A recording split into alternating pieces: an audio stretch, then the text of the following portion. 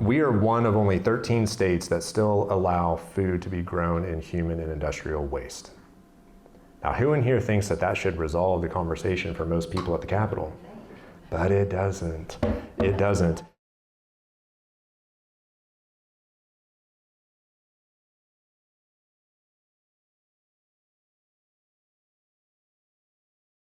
Thank you, Dee. You guys hear me okay? Awesome. No, I really appreciate the invite to speak today. I mean, kind of echoing what Wayne said, what you all stand for with Ladies for Liberty and what you all do, the action that you all take on that is pretty powerful. And I was selfishly the recipient of that last year during the campaign. So many people from this area came and door knocked for me, and it was a huge blessing and had a huge impact on my race for sure. So thank you guys for giving me the chance to speak today. You know, I usually kind of go through a little bit of kind of my background and bio. Many of you in the room kind of already know that, so I'm gonna do maybe kind of the highlighted version of that. Get into a little bit of kind of what happened during session, some good, the bad, a little bit of the ugly, or a lot of the ugly, and then talk about what I'm going to be focusing on or am focusing on going into next session. So, you know, my background, I grew up Northwest Oklahoma City, went to Oklahoma State University in Stillwater. That's where I met my wife, Dana Jo, who my wife and my two girls, who are 10 and 8 years old, are actually speaking at the Payne County Republican Women's Lunch today, along with my office mate, Representative Jenkins. So I'm excited to kind of watch that back and see how that goes. It's going to be really good. But so Dana and I dated in college, got married shortly after school. I was working for Chesapeake Energy at the time. I've been in oil and gas my whole career. So when we talk about policy and kind of what my focus is, obviously energy is a big component of that. We got married shortly after school, lived in Oklahoma City. So Dana, for those maybe up in this area, if I say the town Barnsdall, who in here knows where that's at? Yeah. So you go further south from here, not very many people know where Barnsdall's at. She grew up in Barnsdall, and so had hundreds of acres up there that her family grew up on, and then we get married and I move her to the village in Oklahoma City. And she's looking around and she's like, what are we doing here? And I'm like, well, it's 8 minutes for me to get to Chesapeake, right? And so, but it was always, it was our intent ever since we got married to kind of move out to the country again. I grew up in the city, so that was familiar to me, but we've been living just west of Chandler, kind of halfway in between Chandler and Wellston for the last 4.5 years on some property out there, and absolutely love it. And she feels definitely more at home, and I feel more at home after being a convert from the city, if you will. So we love it out there. Our girls love it out there. We've got every size and range of animal that you can imagine, from cattle to anything smaller than a chicken. So it keeps us fun and active. But when on my professional side, when I was working at Chesapeake, that was kind of a dream for a kid coming out of college. Chesapeake in those days, amazing facilities and restaurants and fitness centers, and the pay was great. It was an amazing job. And after about 5 years, I'd kind of been doing the same thing for a while, was getting antsy and looking for something new, and ended up bumping into a former VP of mine who went out on his own and started his own consulting firm, had a handful of contractors working for him. And I was like, hey, you got any openings? And he was like, yeah, not really. I was like, all right, well, I'm gonna go do something else, because I had been recruited to an oil company in Houston. This is before we had the girls. Dana and I went down there and toured around and did the realtor thing, and we were like, yeah, maybe this is kind of exciting. Maybe we'll move to Houston and it'll be fun. And we woke up in the hotel room the next morning, we were like, do not take that job. We are not moving to Houston. Praise God, we did not. And but it kind of gave me this idea that life existed outside of Chesapeake Energy, because that's all I had known through internships and then working there out of school. So I was ready for something new. So I ended up convincing that former VP of mine to take me on, and I left Chesapeake, which was kind of crazy decision number one. With everybody in my family and friend circle, they were like, why would you leave a really solid, steady job, great company, and go to this startup business with a whole lot of risk? I'm like, I don't know, but here we go. It's going to be fun. It was fun. We ended up, kind of growing that business. I became president, COO, and co-owner of that, and we ended up turning it into a software and services business within oil and gas. So again, still within the oil and gas arena. Grew it from a handful of contractors to about 100 employees, a little over 100 folks, over the course of about 10 years, and then sold the business about 3 years ago, and to a larger oil and gas software company. So fast forward, I stayed on for a couple of years, kind of trying to see the transition through, make sure the people and the product and the business was kind of tucked in nicely with the new leadership team. And then I kind of felt like everything was in a good spot last year, and I said, hey, let's kind of close the chapter on this part of our lives. We went from kind of making this crazy venture into small business ownership, and then the Lord blessed us with 2 girls kind of midway through that, and so we're raising littles and growing a business, and I'm traveling a whole bunch, and so we were like, let's close that chapter, and then maybe kind of take a breath and take a step back, and maybe I could be at home a little bit more. And immediately, literally as soon as I was like, okay, I'm going to have a conversation with this new leadership team and tell them that I'm going to take a step back, probably within a week or two, the Lord was like, hey, guess what? You're going to go into politics. And me and the Lord had some conversations, and I was like, hey, Lord, that's not what we've talked about. This was not on the roadmap. This was not on any kind of bingo card whatsoever. But he affirmed it over and over multiple times, and so I was like, okay, well, I'm not one to say no, and so let's go. And got into the race, and we were always kind of, we were aware of everything going on politically. We were aware of the issues kind of, that we were facing personally with our home and property and community. Never once even had remotely a desire or interest to jump into actually getting into a race and running for elected office, not even once. And so here we go, jumping into a state rep race with a 10-year incumbent. Another guy's also in the race, been knocking doors for like 10 months already. And here I am literally at the filing deadline saying, okay, which way do we step first? I don't even know where to go. Like, how does this work? Got referred to and hooked up with a consultant and advisor, really small team, fantastic, helped us kind of launch literally within a matter of a couple of weeks. And we took it to the ground game and knocking doors really, really hard the whole time, among a lot of other things, and countless Facebook ads and you name it, that race was filled with it.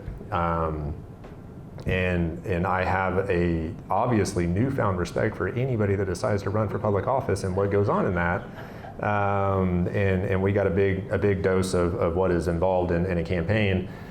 Made it into the runoff, ended up winning in the runoff last August. And so from there, had a whole list of things that were kind of part of the platform, and list of issues that we were going to fight for and draw up legislation for, and that's what we did. I filed a bunch of bills that covered everything that I talked about in the campaign, and I'm going to go through a lot of those policy items here in a minute.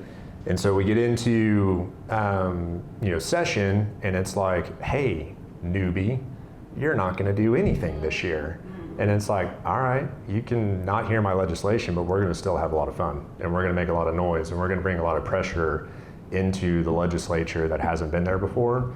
And that's not because of anything I did internally. It's because of the pressure that came from outside the building into the building. And I talk a lot about that, and I can't talk about it enough, that groups like you all and other grassroots organizations around the state pushed and had conversations going further in the Capitol than what they have been in years past. And again, it's my first year, so I didn't really know any different, but I was told over and over and over again that was the case by other senior members, that the few senior members that have been there a while that are somewhat like-minded, or very like-minded. And so, we get into session, and it is amazing how 23rd and Lincoln operates. Being co-owner of a business and obviously being on the operations side, I have an affinity towards process and procedure and project management, and we have a vision and we have a mission that we're gonna pursue as a company and organization, and like let's put things together and let's go execute, right? There is a vision and there is a mission and there is a strategy that's being executed on inside that building, and it doesn't care what you guys think at all. It really doesn't. And so, I've been talking a lot about this too. I feel like now they may have this elaborate scheme and plan and what they're doing in the higher ranks within leadership there, what have you. In my opinion, it boils down to two major components of their strategy. Number one, it's a numbers game to them. Yeah. They know that they have to deal with people in this room and a very, very small minority of people across the state, right? There's 4+ million people across the state of Oklahoma. How many people do we think are actually actively engaged in fighting on policy and fighting on issues, doing all that? 1%. Less than 1% for sure. Absolutely, 1,000%. And so they know it's a numbers game.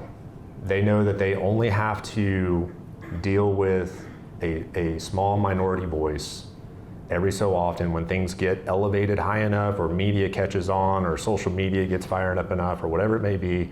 It's a numbers game. Beyond it being a numbers game, it's an endurance game. It's stamina. They know that if they can outlast a small minority of voices and outlast the time frame that those voices get really loud on a certain issue, there's going to be some other issue that pops up. There's going to be some other life event or moment that people get wrapped up in because kids or grandkids or work or job number 2 or job number 3 takes over, and people get distracted, right? And so numbers and endurance, and they have perfected the ability of outlasting and figuring out how they can, again, kind of gain a couple of steps, and then concede and come back 1 step, and then gain 2 or 3 more steps, and then come back 1 step, right? So they've perfected that. And what I saw though, so maybe somewhat of the positive side of what happened in session, I saw, again, being first year, you're starting to read the room, you're starting to understand who all is in the chamber with you, and it becomes very clear pretty quickly who's going to vote what way on what bill. I mean, you can throw a bill up on the screen, and I promise you, probably with 95% accuracy, I could tell you how the rest of the 100 people in that room are going to vote, right? And that didn't take a whole lot of time to figure that out either. So I'm no genius. It just took a couple of weeks to see how many people were pushing what button or the other routinely. And so, but I saw that, but then I saw pressure coming into the building, and I see people sitting in the gallery, or people going to committee meetings, or people sending mass emails and what have you, and topics getting airtime that they didn't before. And towards the end of session, the voting changed a little bit.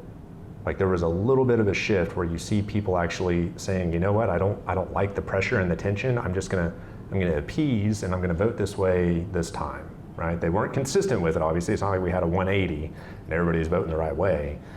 But there were votes towards the end of session that I promise you were, if they had happened earlier in session, had been totally different. So that is huge in my opinion, that the behavior and the culture and the mentality within that place shifted a little bit. Now we just need it to shift a whole lot more, right? And so that boils down to, again, pressure.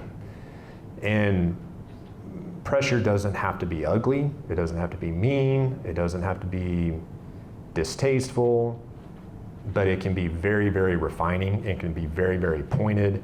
And if you agree with somebody 95 times out of 100, that's great.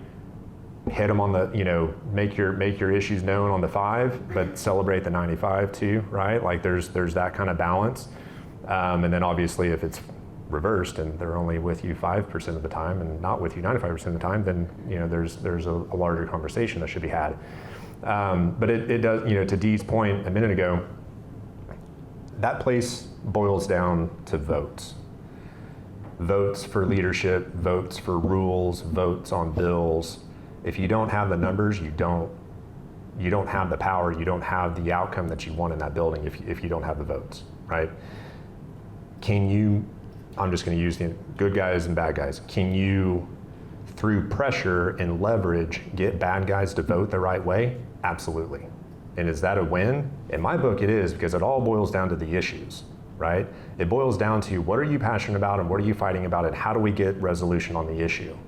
So if that's getting somebody who usually doesn't vote your way to vote the correct way on a particular issue that we're all passionate about, game on.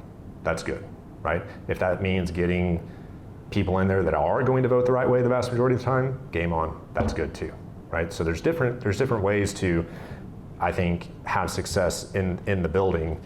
And yeah, even if there's not victories every single time on the legislation and on the policy, if we get the right amount of exposure and the conversation happening and still we have more pressure and leverage going into the next conversation, I think that's good too, right?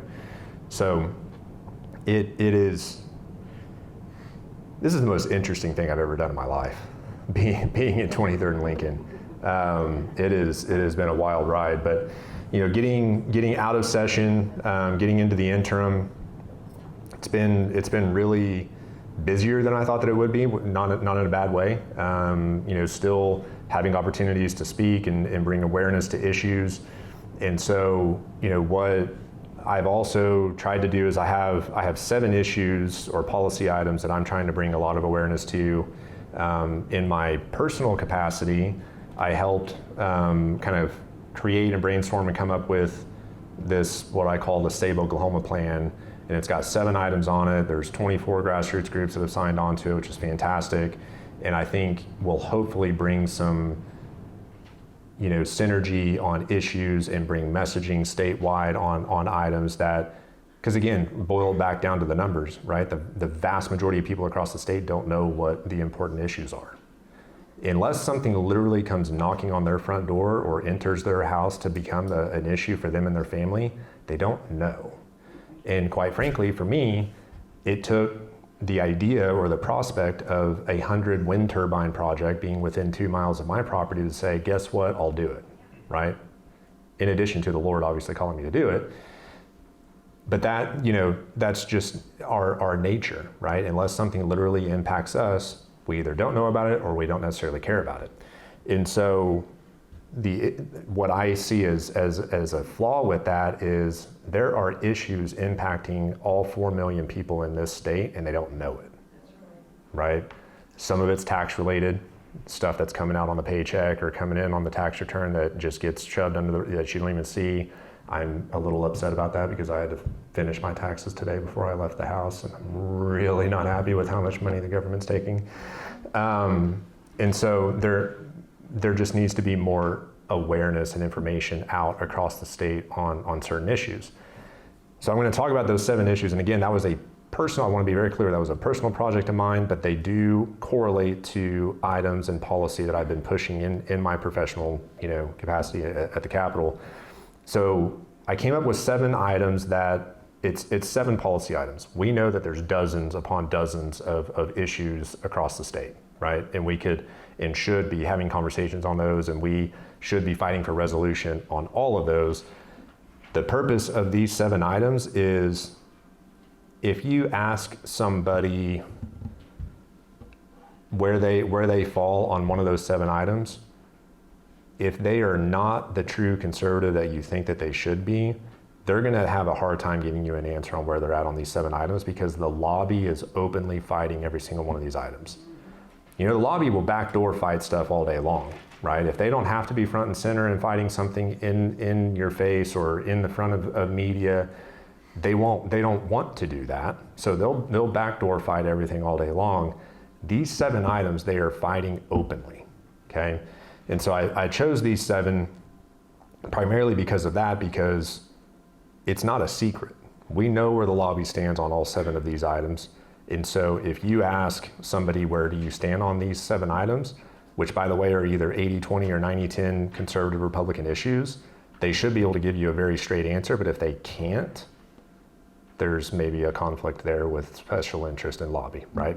So number 1, green energy. If you guys know anything about me, I really don't like green energy. And it is, I know I'm in good company this morning, right? So I'm going to preach to the choir on all 7 of these, but I am still going to make it a top mission of mine to fight the insanity. It is literally the biggest redistribution of wealth, I think, potentially in our lifetime. That's all it is. And so we're working on a lot of different things there to try to put in some regulation, to try to actually make it to where this so-called industry operates in the free and fair market that it should operate in, not in this alternative universe of we're just going to ride off the taxpayer dollar and that's it. So that's number one. Number two, I say this for the last 18 months, I have not gone one speech without talking about green energy and humaner. Human manure, biosolids, sewage sludge. It is really incredible that we still have to talk about this. We are one of only 13 states that still allow food to be grown in human and industrial waste. Now, who in here thinks that should resolve the conversation for most people at the Capitol? But it doesn't. It doesn't. We have an interim study coming up on October 28th. I will have the morning session for a couple of hours. Chairman of the Ag Committee, Chairman Paskowski, will have the afternoon session for a couple of hours. My wind energy study got combined with the energy chair that killed all of my wind energy bills, and now my biosolids study got combined with the ag chair that killed all my biosolids regulation bills. So it's interesting. But anyways, we're gonna do a study on it. I'm gonna have a handful of speakers that are gonna be very, very powerful in articulating without a shadow of a doubt, with scientific evidence, that this is really not a good idea to use human and industrial waste as fertilizer on farm and ranch land. Not that it should need a whole lot of explanation, but we're gonna explain it a whole lot. And so if you would care, in between your breakfast and lunch hour, if you'd like to come and listen in on that, it's on the 28th at the Capitol. Number three, we continually are told that it is illegal for Chinese nationals to own land in Oklahoma. It got stopped. Prove it, right? Sorry? It got stopped. What's that? Supreme Court did a ruling against where they threw that out. Okay. They passed. We have a little thing on the Oklahoma Supreme Court that people should read. Yeah, well, there's a whole mess that we could talk about that for sure. So we're continually told that it's illegal because people are supposed to sign an affidavit when they close on a property and say that I'm a legal resident of the United States. Who's checking that? It doesn't work. And it doesn't work because there's no enforcement with it. How many laws do we have on the books, the thousands of laws that we have here in Oklahoma, where there's absolutely no enforcement mechanisms whatsoever? What is a law? What do bad guys do if you don't punish them for doing something bad? They continue to do bad things. Yes, ma'am. Doesn't that form still have that they will become a resident? I think it does, and so there is an argument there on what a bona fide resident actually is, and so that term is not. It's either not defined or it needs to be. There's something with that term that statutorily we need to clean up. American citizen. Yeah, it should say. Right. There's different things there on that particular term, and also in my mind, why don't we just call a spade and say, guess what? If you own land here and you're not an Oklahoman, and even if we want to restrict it down to just nations that are hostile to the United States, which there's a decent list of those, it should be criminalized. You should be forced to sell the land back to Oklahomans. We'll throw you in jail and maybe fine you a whole bunch of money if you don't do it. That's where we should be at on this issue. And there's been legislation that would have done that that's been presented the last couple of years, mine included, that doesn't get any kind of airtime whatsoever, right? But we'll do a bill that says, well, they can't own land anywhere within 40 miles of a military base. Great, I don't disagree with that at all. What are you gonna do if they do? No enforcement, right? I was the only person in the chamber out of 80 or 90 people that day that didn't vote yes for that bill, because it's just another bill that does absolutely nothing, right? I don't disagree with the concept, it just doesn't do anything. It doesn't resolve the problem. If we look next door to Arkansas, I think they put in a really good bill cracking down on Chinese nationals owning land. They also put in a really good wind turbine setback bill. So it would be actually kind of nice if we did the right thing, ahead of every other state in the union for once. So that's number 3 on the list. Number 4 is E-Verify. So across the state, we have had in place since I think 2008. Every state agency and public employer is required to use the E-Verify system when they hire a new employee to confirm that they are a legal resident of the United States. Okay, I'm saying every business in Oklahoma should do that because we continue to have an influx of illegal immigrants coming, from the borders that are coming up here primarily because they want to work, right? And the E-Verify system simply takes information that you're already providing on your I-9 form that's been around for the last 30 or 40 years. So every time you go to a new employer, you fill out an I-9 form, which has your social security number on it, you give them your driver's license and all that stuff, right? Just a couple pieces of information. You load the social security number into E-Verify, it cross-checks it against Social Security or maybe DHS, Homeland Security, to make sure that you're a legal resident of the United States. That's it. That's all it does. There's no additional data collection. There's no invasion of privacy. It's taking information that you're already providing that your employer is going to turn around and send to the feds at the 90-day mark at their next quarterly filing anyways. We're just saying we want to know it up front. Because if we stop illegal aliens from working on the front end before they're hired, we're not chasing our tails and spending law enforcement resources and everything else to try to go and track down these people and figure out where they're working, where they shouldn't be working. So in my opinion, if we want to end illegal immigration and presence here in Oklahoma, it starts with work, them gaining work, and it starts at the hiring process. There's other things that we can talk about with raising fees when they try to send money back home and things like that. But that to me is a focal point. We've seen other states implement this across the board in both public and private sectors. Their illegal workforce reduces dramatically, and the overall illegal immigrant presence in those states reduces as well by a pretty considerable factor. So that's I think that was number 4. Thank you. Number 5. Turnpike Authority. Oh my gosh. What a mess. What an absolute mess. We should not be paying for toll roads for the rest of our lives. Amen. And the footnote for them to say, well, if we've got any ongoing construction, or the way that they're able to cross-pledge and get bonding for new stuff that's really paying off old stuff, it's this perpetual circle that's never going to stop. And so, and we could go down the rabbit hole of how do they get their land through eminent domain and just the overall behavior and practices that they employ against the people and citizens of the state. It's disgusting. So there needs to be significant reform there, and we need to actually say, you know what, if that road is paid for, done, no more. No more perpetual toll roads, right? I have a lot of people ask me, why doesn't it just fall under ODOT? It's a great question. I don't know. Yeah. Well, and on kind of the, acquiring through eminent domain and then selling it back, there was some legislation that Tom Gann got passed through, and the governor signed off on it this year, that only impacted ODOT.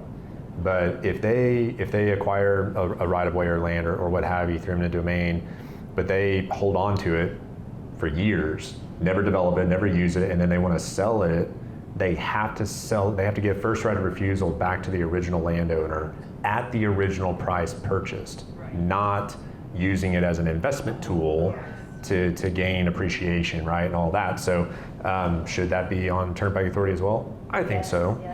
But yeah, we're going to look into that. But no, so the Turnpike Authority is obviously a huge elephant that there's a lot of different bites that we can take a look at. Moving on to the next item, we should, I don't know, stop discriminating people based on their vaccination status or lack thereof. We've got medical professionals that are still being forced to take vaccines to remain compliant with their job. We've got, public schools that are telling parents that your kid has to have all of these different vaccines in order to come back to school. There's a statute that says that they're required to tell the parent that those are optional, that there is an opt-out, but why don't they tell the parents that? Because there's no enforcement mechanism, once again, in one of the thousands of laws that don't have any enforcement mechanisms. And because the administrators know exactly what they're doing and they know that they can get away with it. No more with that. I mean, when we talk about medical freedom is medical freedom. You decide what goes for you and what goes for your children, period. And then there's the whole mess that we've been hearing about the last couple of weeks with DHS and Dana Mooney. You talk about parental rights and medical freedom in that, and wow, there's just an incredibly frustrating, infuriating story that is. Last item, number 7, taxpayer-funded lobbying should be no longer allowed here in the state of Oklahoma. If you are a taxpayer-funded entity, you're receiving taxpayer dollars, and then you go and lobby for some special interest at the Capitol, it's not okay. It's just not okay. And that is, it continues to be a major issue across the country, and maybe we could actually be one of the first ones to rein that in here in Oklahoma and actually be an example for once instead of a follower, like we, even if we are following sometimes, we can't even get on the following bus a lot of the times. But so those are the 7 items that, again, I've been passionate about since the beginning of my campaign. I think those lined up with pretty much all 8 of my bills that I filed, or I had a bill drafted on every single one of those topics last year. Going to continue to push that. If you're interested in kind of that effort that I talked about at the beginning, go to SaveOklahomaPlan.com. You can see the different groups that are on there and see who's getting involved with that. But I'd love to take questions for the rest of the time, but I really appreciate you all giving me the opportunity to speak today, but happy to take any and all questions. Yes, ma'am. Hello. Hi. So on the medical freedom aspect of it, I'm totally behind that because I'm dealing with a situation myself that there's new legislation for Oklahoma that when my daughter my child turns 13, I'm off their medical records. So like even today, I can't see anything because my daughter just turned 13 in April. So she's going to have to go to St. Francis and tell them or sign a document that I need to know what's going on. But the problem is I have a bill that I didn't know because it's under my daughter, but I can't see it. And then they never sent me a bill. And so now it's in collections under my daughter, but under me. It's a big mess. Was that filed was that bill this year? Yes, Yeah, it just I went remember into that. effect. I And so I remember that. my daughter's panicking because she's like, Mom, I don't even know how to make an appointment. Like, Yeah. I don't even know what to do. But I just found that out today because I Yeah. got a Works and Lents from St. Francis about a bill. And I'm like, but it's in my name, Yeah. but it's on my daughter Wow. that I didn't know about the bill. Yeah, that was definitely Problem. one that I certainly voted no on because you're introducing a whole mess there of creating the issue that you just described by allowing minors to have that kind of responsibility. Correct. Correct. In that process It's adding to that they want to take our, Yeah. as parents, Yeah. what we do, but on top of that, it is so they can start manipulating my daughter. Sure. Because we've had that conversation even with my pediatrician that she looks at as crazy because I'm like, no, you're not shooting up my daughter with COVID vaccine, nothing. And they look down on you when I've done the research, but they've been really pushing and honing in on me on the HPV vaccine. I used to work in a gynecology department. I understand. I said no. And my pediatrician was just like, I can't believe you don't want to do that. And I said, no, I'm not putting it into my daughter that's not sexually active at all, nor can we just talk about abstinence. And that was kind of like mind-boggling to her to talk about that instead. Yeah. But I don't want to continue to put stuff into my healthy kids Right. because I've come to the realization that Yeah. they're trying to take away my rights Yep. as a Yep. parent. Yeah, So understood. Thank you for that. What other questions, comments, fun facts? What do you got, Nancy? You better come up to the microphone or Dee's going to yell at you. I'm not gonna yell. But if it's a quick question, just ask it. Quick question. just I can ask it. repeat it if you say it. Yep. No. So to repeat a little bit of that, the freedom of choice or the medical choice bill. You're right that was the Kevin West bill, and it started out really good and really strong. And I think a lot of us voted yes for that, and then maybe it went to the Senate and then came back, or at some point it changed last minute, and it sent a lot of us into kind of pandemonium. We're like, wait a minute, are we still good? Are we not? and we were not good with the final language on that. And to your point on the school-based, Read what is on the website, they'll think that you and all the people that voted yes for the original bill really We're voted wrong, yes on right, the crappy bill. right. And so to put in a little plug, an unsolicited, unpaid plug for what Wayne Hill was talking about a minute ago with the Liberty Coalition, the software technology that's being proposed there would dramatically improve this whole process and this issue, right? Because you've got now, a source to go to that has all of the bills, that's monitoring the language as it changes, and then grassroots groups can immediately provide feedback to the legislators, which I would love to have that, short feedback loop to say, hey, this bill is no longer okay, you need to vote no tomorrow or today or whatever it is, right? So I think for what Wayne presented to you guys earlier today, I think it's an awesome solution that can get grassroots, kind of marching in similar directions on certain policy items, but also a really, really good tool for us in the legislature to know exactly where you guys stand on each bill. Other questions? Yes, ma'am. So to repeat some of the question was talking about the UCC banking code where if there is a lien on the house, on the property, if there's a current lien, then basically the bank, has first rights to your property, you don't, right? And we're not even talking just the house. I mean, we're talking about the home and property.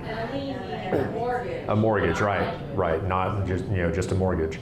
No, and I was at a conference or a meeting last year. Mr. Grandy, Grande, Don Grandy and his wife, they're from North Dakota, I believe. She's a former state rep. He is... True North Law Firm?